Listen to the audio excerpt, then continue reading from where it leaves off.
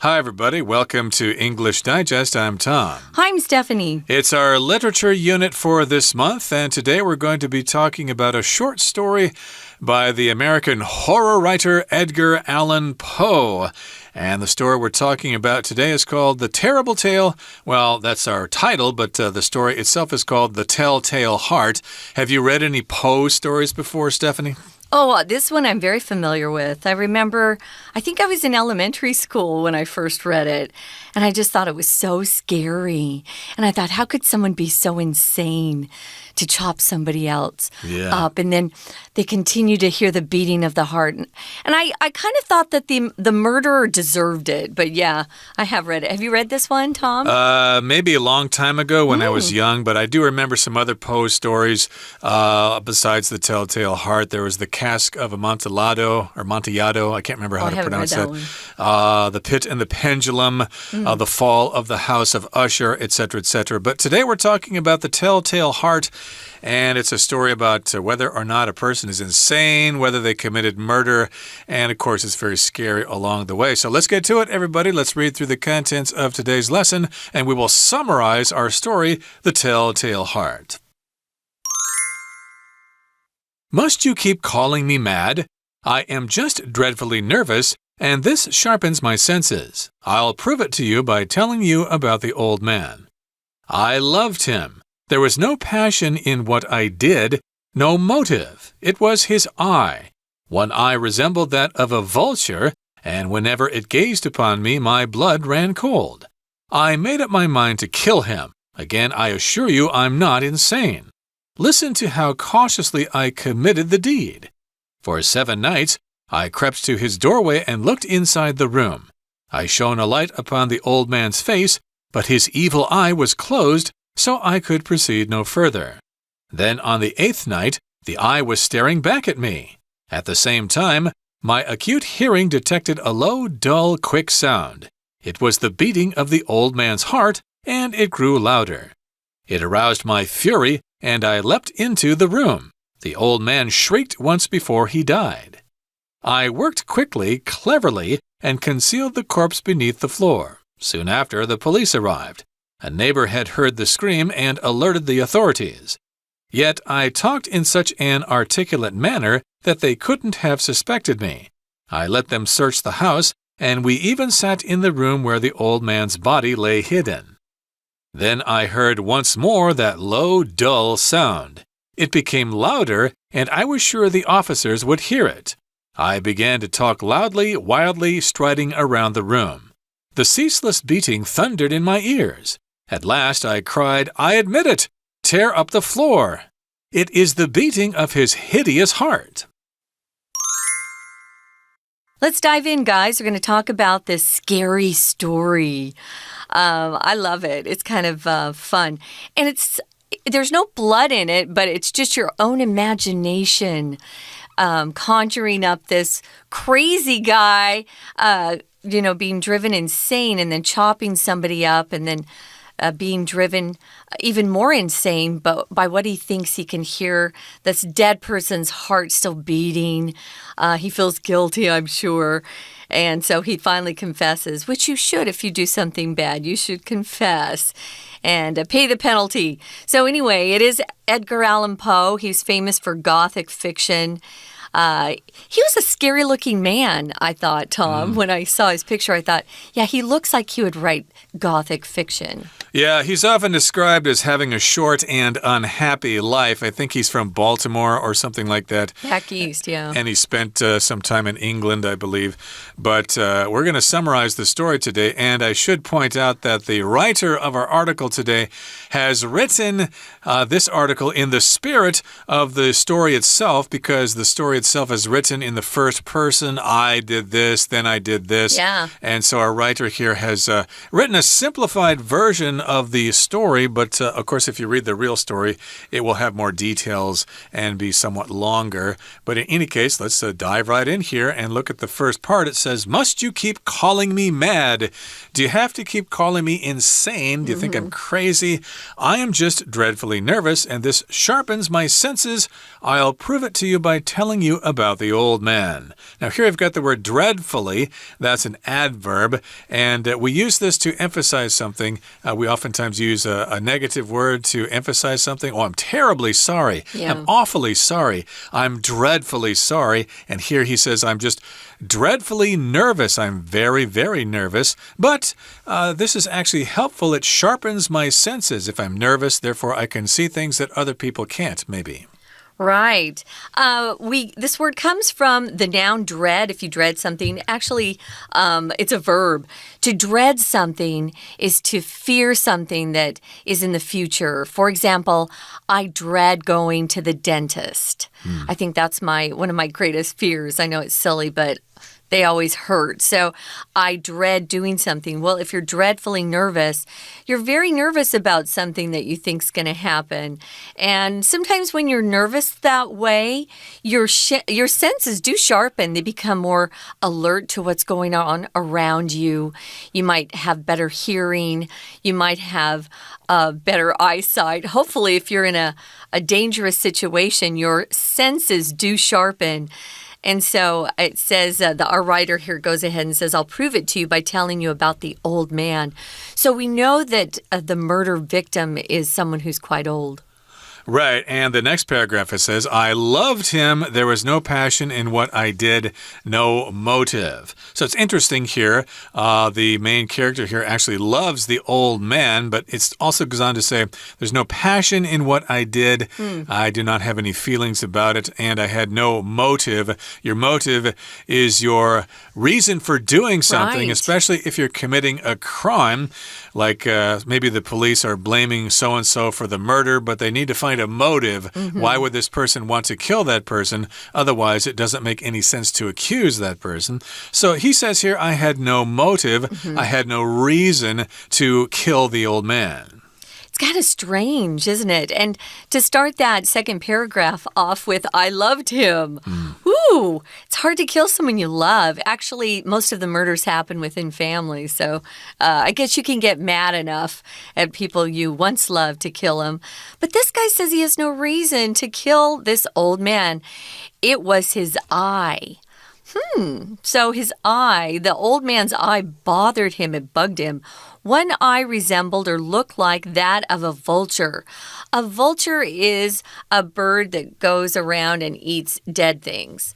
You see vultures out, usually when we were on a trip with my family or we're in the car, we would be going up some mountain road and there would be circles of vultures circling some dead thing. And we thought, ooh, what died over there?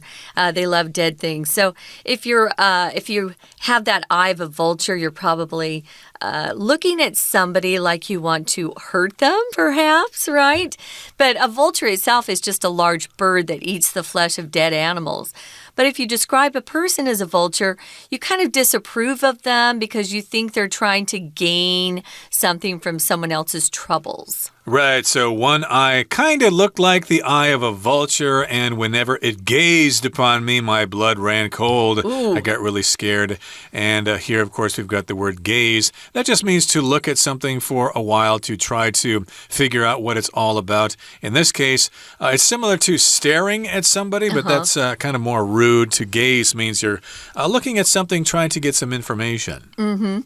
Well, and if your blood runs cold, that's a phrase we often use to talk about something being very horrifying to you or chilling, So he made up his mind at that point to kill the old man with the eye that reminded him of a vulture.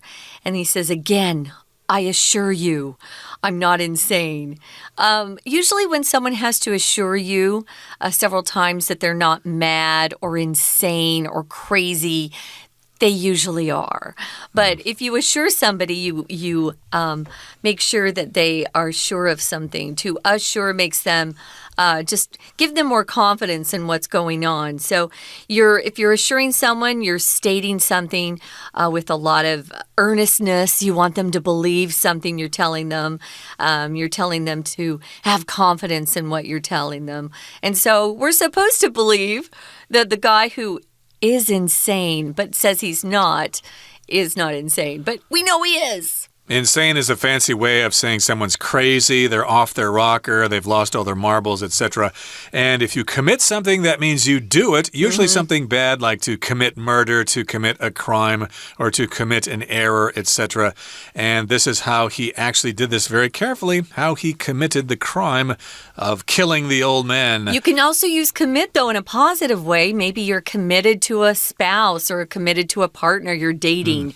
That is a good thing. But yeah, we often will add something after that, like commit suicide, commit murder, commit hara-kiri. Lots of things that are quite negative. Okay, the next paragraph here goes on to say, For 7 nights I crept to his doorway and looked inside the room. So here, crept is the past tense of the word to creep, which means to kind of move in a sneaky way through a house or through the forest or something. So he snuck up on the doorway or sneaked, I guess you can say it both ways there, to the doorway and then looked inside the room.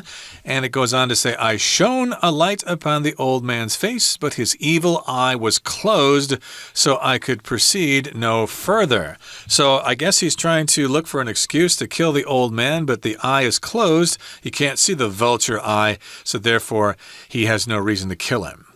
Yeah, notice our author is writing this in the past tense, and so shone is the past tense of shine, which is to maybe take a flashlight and put some light in someone's face. Here, shone is the past tense of this verb. They use it more, especially in British English. American English, we just say shined, which is the normal conjugation of this. But they love shone, especially in the UK. They're both correct, and you may, in some future time, be studying in some country where they speak British English. So now you'll know. So I shined, or I shone a light upon the old man's face, but his evil eye was closed. So I could proceed no further. To proceed just means go forward. And that brings us to the midway point in our explanation for today. Let's take a break now and listen to our Chinese teacher. Hello everyone, 我是派老师。今天讲解的是夏季合刊 Unit 15 The Terrible Tale of the Telltale Heart。这个单元是文学介绍，这次介绍的是19世纪初期有一位美国文学家，那他呢叫 Alan Poe， 他写的这个短篇故事啊，还有诗，其实都非常的有名。短篇故事里面常常有很多的恐怖元素。这个单元介绍的可以说是经典的代表作，就是 Telltale Heart。告密的心。好，那我们先看第一段。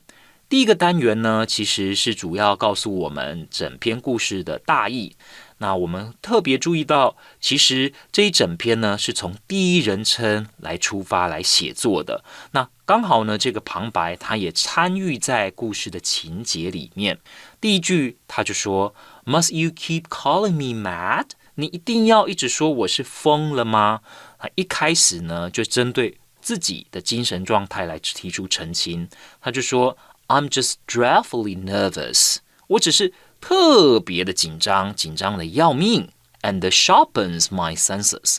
那这会让我的感官都变得更敏锐。好的，那在第二段里面呢，他就开始去叙述到底他跟故事里面的这个老人发生了什么事。那一开始呢，他就先说我是爱这个老人的，我没有犯罪的动机 I have no motive， 没有任何犯罪的动机。然后呢，后面就开始解释关于这个老人到底是什么样的状况。有某一只眼睛 One eye resembled that of a vulture， 所以有一只眼睛呢 resemble 就是相像，和什么很像。这个 that 所指的呢，当然就是前面的这个 I。那我们知道同类的名词单数呢，我们用 that 来代替，它很像呢秃鹰的眼睛。好，那每次只要呢这个老人用那只眼睛看着他的时候，他就会觉得不寒而栗 ，My blood ran cold。好，那接着他又再次澄清了，我们看到第6句 ，Again I assure you。I'm not insane. Insane 跟 mad 其实就是一样的都是指疯狂。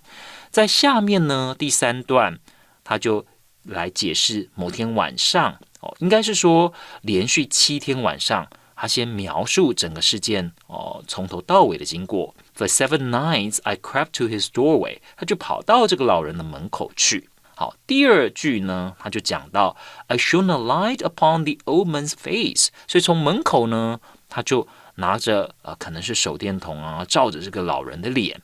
But his evil eye was closed. 可是当时他的眼睛呢，是合上的。So I could proceed no further. Proceed 其实就是持续的进行。We're going to take a quick break. Stay tuned. We'll be right back.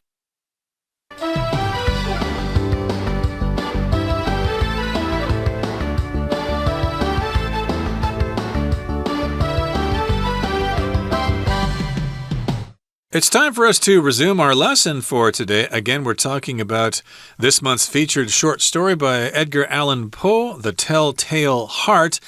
And so far, we've got the main character here who is saying that he loved the old man, but he wanted to kill him. He had no motive to do this, and he's also trying to convince us that he's not mad, he's not crazy, he's just nervous, and that sharpens his senses. And where we left off, he said he crept to his doorway for 7 nights, shone a light upon his face, but the evil eye was closed, so he couldn't go through with the deed. Then on the 8th night, the eye was staring back at me. So maybe that's his excuse there. On the 8th night that he crept into the room, the eye was actually staring back at the narrator of this story. And I guess that would be quite scary, and that would give him an excuse to go ahead and put the old man out of his misery. Well, you have to wonder why he's creeping into this old man's room in the first place. So he does it for a whole week, and then on the 8th night, he catches that scary eye staring at him. So at the same time, my acute hearing detected a low, dull, quick sound. If you have acute hearing, it just means it's very sharp. It can hear very, very well, extremely well. So his hearing detected or heard this low, dull, quick sound, and he said it was the beating of the old man's heart. I think it was probably his own heart, because you probably can't hear the beating of somebody who's across the room, but, you know, he's probably hearing his heart beating very quickly because he's scared, and that sound grows louder. It aroused my fury. Fury is a word we use. It's a noun to describe a terrible sense of anger. You know, if you're furious at somebody, furious is the adjective form. It's just you know, another form of fury. So it aroused or set his anger off even more. And he said he leapt into the room. So he's ready to do the deed, I think, at this point. Right, so I guess before he was just kind of looking in the doorway, but now he's actually going into the room. And he was very angry, and the old man shrieked once before he died. Here we've got shriek, and that just means to scream really loudly because you're scared, or you're hurting, or you're excited, for example. So here he shrieked. The old man was really scared. Oh no, this person is going to kill me. I'm scared to death. And, of course, sometimes that does happen. You're so scared that you actually have a heart attack and you die. You can, yeah. So the old man shrieked once before he died. So I don't really know if this counts as murder, but I guess the action of the person going into the room caused the old man to shriek and die. So technically, I guess it is murder. So he then moves on and begins the work of getting rid of the body. So if you do happen to be involved in a murder, it's probably best to try to hide the evidence, hide the body. He worked quickly, cleverly, and concealed the corpse beneath the floor. We use the word corpse, guys, when we're talking about a dead body, but we never use it if we're talking about a loved one or a friend. It's only used by doctors and police in an official sense. Don't say, oh, where's your mom's corpse? That's really awful sounding. Just talk about where's your mom's body, or where is she resting, or things like that. Where are her remains? You could say that as well. And yes, corpse is a dead human body. A dead animal body would be called a carcass, just for your reference. Yeah. And soon after, the police arrived.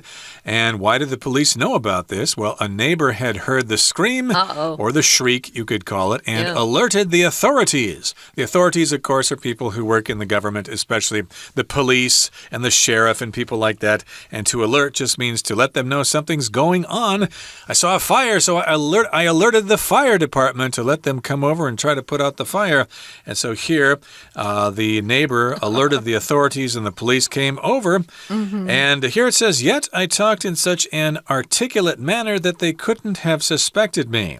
If you're articulate, that means you are very good at talking, okay? You pronounce your words correctly, you have good grammar, you have good diction, and you use a lot of very appropriate words.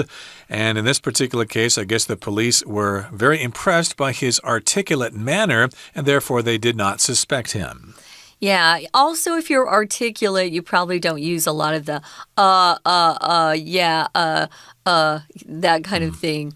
So they couldn't have suspected me because, you know, he appeared so sophisticated and so smart that why would he have been the murderer? So he said, I let them search the house, and we even sat in the room where the old man's body lay hidden.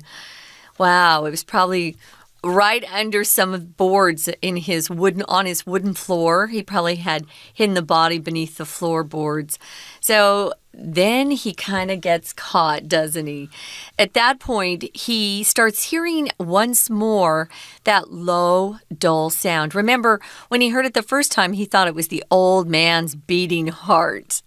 Now, you can imagine this guy. He's sitting right there in his family room or living room with the police, and he's probably feeling a little bit stressed. And when you're stressed, your heart starts beating faster. That's just the fight or flight response that our bodies have. Right, and of course, a low sound is one that's very low like this. The opposite would be high. And if it's dull, that means it doesn't really have any musical qualities. It's just kind of a sound that you can't really tell what note it is. It became louder, and I was sure the officers would hear it. So yes, he heard that low, dull sound again, and it got louder and louder. And he was sure, boy, I don't know how the police officers here can't hear that. And if they can hear it, well, they're probably going to suspect me. So I guess he got paranoid at that point. Yeah, he began to talk loudly, wildly striding around the room. So, yeah, sometimes when you get nervous, you do this, your voice raises. If you're talking wildly, you're actually giving someone the impression that you are crazy. And if you're striding around the room, that just means someone who's walking back and forth around a room. And we do that sometimes when we're stressed, tense, angry. If you're at peace, you're not striding around. You just have a lot of extra energy to burn when you're upset. So sometimes that's what we do. We just walk around a lot. And it goes on to say, the ceaseless beating thundered in my ears. If something's ceaseless, then it just doesn't stop. Okay, we often use the example of like the weather. In the, like sunny days have been ceaseless for several months, and we're really hot, and there's a drought going on. Or sometimes the rain is ceaseless in Taipei. It almost rains every day, especially during the winter. But here, this sound just wouldn't stop. It just kept thumping, and it thundered in his ears. It was driving him nuts. It was driving him crazy. Yeah. So what does he do? He's kind of driven to confessing, right? So at last I cried, I admit it. And that's the same as saying, I confess. I admit it. I confess, tear up the floor. It is the beating of his hideous heart. If something's hideous, it's really ugly and horrible. A lot of times in movies, if there's a monster, he'll be described as being very hideous looking. So it's horrible or frightening to somebody, even repulsive, ugly, very ugly. So you know, he confesses to the crime and admits it and probably gets taken away to prison at that point. Yeah, so you have to ask yourself the question, was this guy really crazy or not? Maybe so, but it's kind of interesting that we are given a little bit of information about these people, but we don't really know who they are exactly. We do know that the narrator is somehow related to the old man because they live in the same house. He's free to go look in the old man's room and stuff like that. that he's not an intruder. So it is kind of interesting, and some of those ideas will be discussed in our lesson next time. Yeah, our author will continue on with some of the ideas that people have had after reading this book, some of the meanings. There's a lot of room to guess at what was really going on. It's kind of a fun novel that way. And I think it's a great book to have if you have a class discussion. What did people think he really did? Who was the man? He loved him, but he was old. Sounded like they lived in the same house.Maybe a family member. But we're going to do that on day 2. Right now, we're going to listen to our Chinese teacher. 好，那我们接着看，同样在第3段，他继续描述到底发生了什么事。到了第8天的晚上哦，他就看到，这只眼睛呢张开了，这一眼呢，他睁开了，睁开看着他的同时 ，at the same time, my acute hearing.Detect a low, dull, quick sound. 他就说他自己的听觉其实非常的敏锐 acute 这是用来形容他的听觉。那 it was the beating of the old man's heart. 他觉得自己可以听到老人的心跳声。那第6句 it aroused my fury. 结果他非常的生气。这 fury 呢其实就是 anger 极度的生气 arouse 其实就是引发某人的情绪反应。那接下来第4段他听到老人尖叫以后，他做了什么事啊 ？I worked quickly, cleverly, and concealed the corpse. 原来呢，他把这个老人给大家都知道。然后呢，之后啊，他把这个尸体藏在地板下 ，concealed the corpse. Corpse 其实是 dead body， 藏在地板下。那后来呢，邻居听到尖叫声就报案了，所以警方来了。A neighbor had heard the scream and alerted the authorities. Alerted the authorities. 同学请特别注意，这里 authorities 我们通常都用复数，他就通报警方。Alert 这里指的是通报。那后来呢，我们的这个旁白故事里面的这个主角，他也说，其实警方问他的时候，他讲的呢一点都不含糊，他可以讲得清清楚楚的。然后呢，他觉得警方应该是不会怀疑他的。They couldn't have suspected me. 我们可以看到这里所用到的 couldn't 加 have 加 pp， 当时他们是不可能做得到这件事情的。好，那这个表示什么呢？这个其实是某种程度上，我们可以视它为假设语气。像譬如说 ，They couldn't have suspected me， 就表示呢，他们是绝对做不到这件事情。There was no way for them to suspect him. 好，再接下来我们看第5句这里。那 I let them search the house， 他就让警方去搜索这个房子。然后呢 ，We even sat in the room where the old man's body lay hidden。请同学把这个 lay hidden 画起来。这个 hidden 我们用的是过去分词，那其实是主词补语，它用来修饰这个 old man's body。它是被藏起来的。好，那再来我们看到最后一段的第4句咯。在最后一段的时候呢，这个旁白说他又在听到一个很低沉的声音了。